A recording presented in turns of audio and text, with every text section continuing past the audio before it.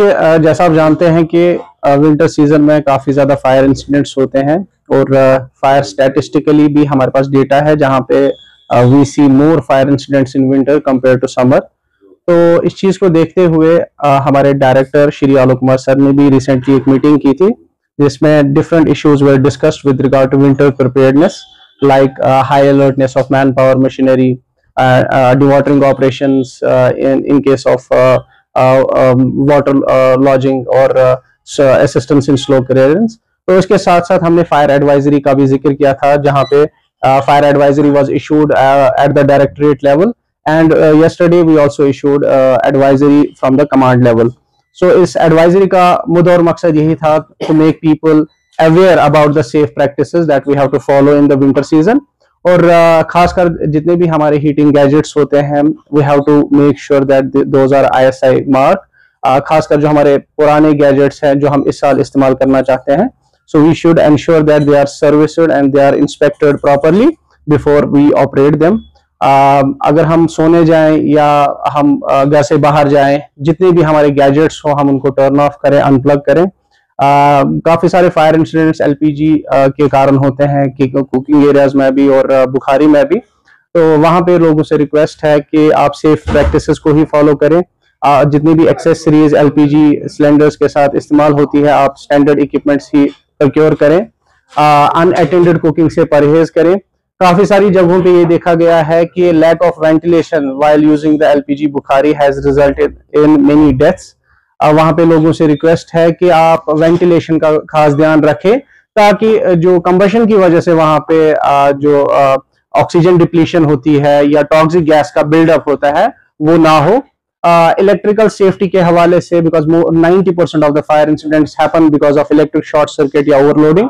वहां लोगों से रिक्वेस्ट है कि आप स्टैंडर्ड इक्विपमेंट्स ही बाजार से प्रोक्योर करें और अपने सर्किट्स को, अपने एक्सटेंशंस को ओवरलोड ना करें, ब्रोकन प्लग्स एंड स्विचेस को रिप्लेस करें। कांगड़ीज का जहां पे इस्तेमाल होता है खासकर नाइट आवर्स में आप उनको सेफ प्लेसेस पे रखें।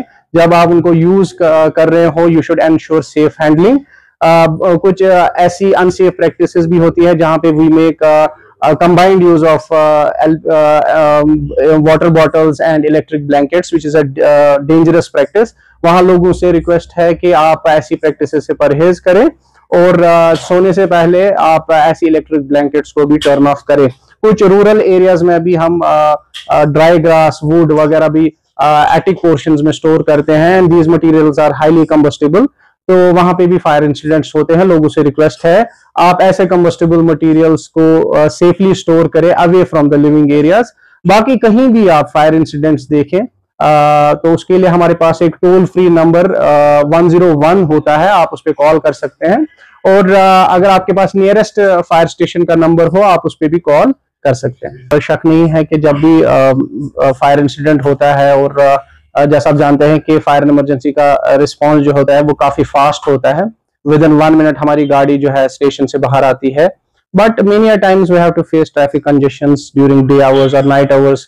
खासकर डे आवर्स में तो काफी ज्यादा होता है, नाइट आवर्स में वो परेशानी हमें फेस नहीं करनी पड़ती है।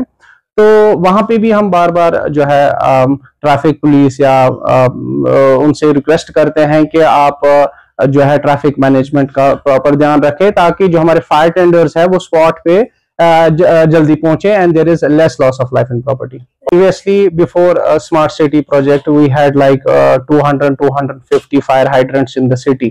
लेकिन स्मार्ट सिटी प्रोजेक्ट के बाद स्मार्ट सिटी फंडिंग के through we had installed almost 77 new fire hydrants and 66 previous hydrants were repaired जो कि स्मार्ट सिटी प्रोजेक्ट में डैमेज हुए थे।